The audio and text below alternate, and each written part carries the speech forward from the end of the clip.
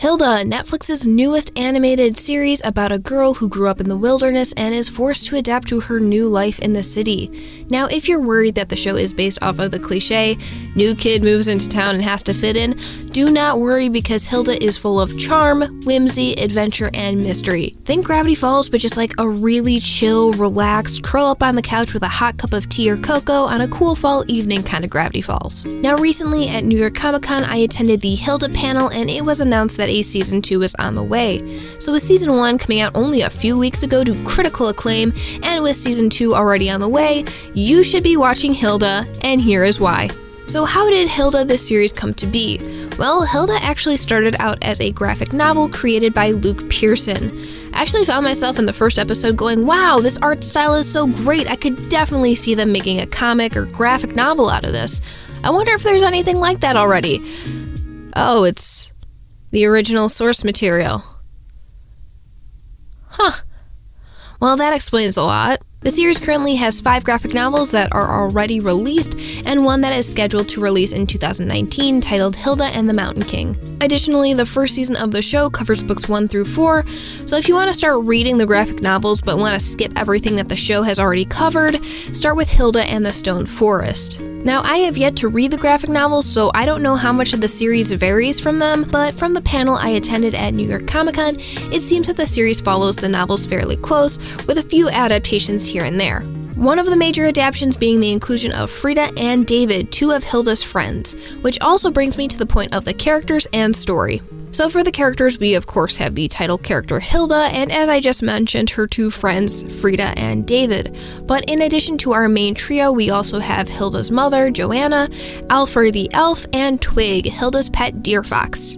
And seriously, Netflix, Luke Pearson, if you end up watching this, make Twig plushies. I will buy it so fast. Just please make Twig plushies a thing. They will make you a bunch of money, I promise. The characters are incredibly likable and they have good dynamics with each other.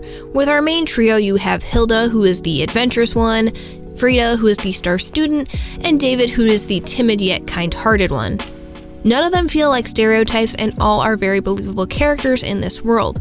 Despite how different they are in terms of personalities, you can tell that there is a genuine sense of friendship between all 3, and that works well in their interactions with each other.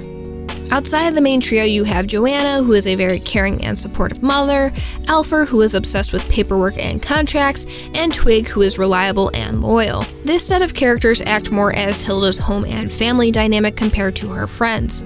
It's a good contrast to see how Hilda interacts with her friends and characters her own age compared to her mother and mythical creatures.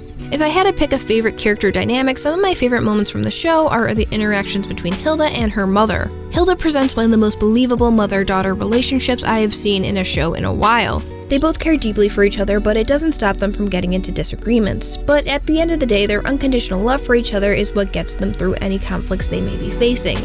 It is truly a touching relationship and one that reminded me to tell my own mom how much I love her. And this is only one of the relationships that's in Hilda. As I said before, Hilda presents unique dynamics with other characters to give the viewers some enjoyable and memorable moments. So with the characters out of the way, let's talk about story. As I mentioned in the beginning of the video, the show is about Hilda moving out of the wilderness with her mother to begin a new life in the city of Trollberg. For something that's pretty cliche, the show does a nice job of how the story is presented and paced. The first episode doesn't start off with Hilda moving to a new town. You actually spend a little bit of time with Hilda, Joanna, and Twig at their cottage in the wilderness. This makes the move all the more impactful since we spent time with Hilda out in the wilderness and we see how fond she is of it. Once in Trollberg, we get to see Hilda, Joanna, and Twig adjust to their new lives in the city. What I really like here is that we also get to see bits of Joanna adjusting to city life as well. It's refreshing to see an animated show tackle how moving affects adults too. More often than not, it's only from the kids' perspective, so getting some additional development and insight into Joanna was definitely an unexpected treat. Now, it may seem like Trollberg is a boring, bland setting after seeing the wonders of the wilderness, but rest assured that the adventures that Hilda goes on and the characters she meets are just as interesting as the ones we met before the move. A large part of that is thanks to the world building of Hilda. It takes place in a world where mythical creatures, beings, and magic are well known. So the interesting part of the series isn't necessarily the discovery of these creatures and magic, but rather how the characters are going to react. Are they gonna fight it, run away, sketch it in a notebook, try talking to it? It's always fun and exciting to see how Hilda and the rest of the group try and figure out ways to resolve the shenanigans that they end up getting into. Overall, in terms of story, it's not driven so much by a story-heavy plot, but rather the world and the characters' reactions to it. While I'm a big fan of detailed and intricate storytelling with a clear end goal, watching Hilda and seeing the world grow and in turn help the characters grow has been a nice breath of fresh air. Speaking of breaths of fresh air though, look at this animation. You do not know how happy I am to see such beautiful 2D animation coming out of a Netflix show. I know there are shows like Voltron and the upcoming She-Ra series, which I will talk about soon by the way, but look at this animation, look at the colors, the smoothness, the lighting, it's just so beautiful. For a show that focuses mainly on yellows, reds, blues, and browns, you certainly get a lot of amazing backgrounds. It's simple yet works well when brought together.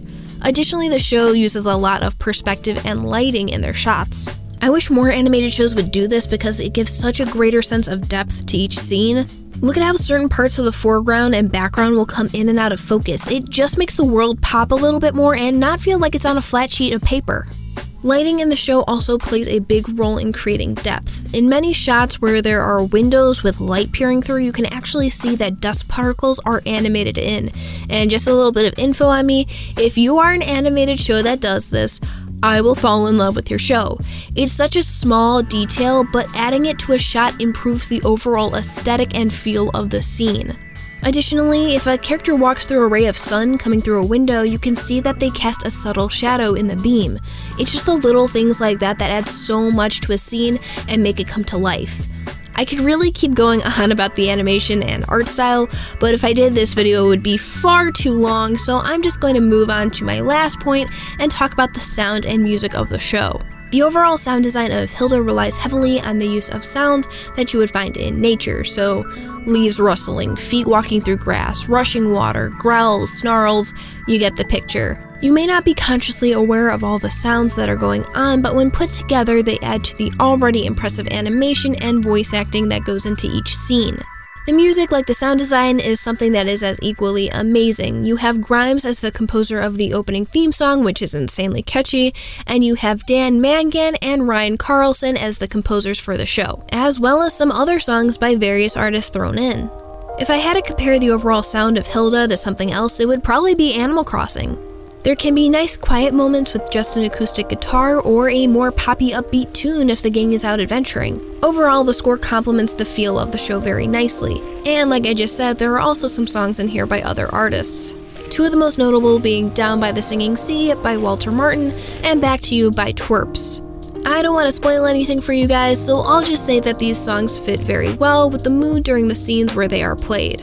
I enjoyed them both so much that immediately after hearing both songs, I went to the internet to find out what these songs were called, and I've been listening to them ever since.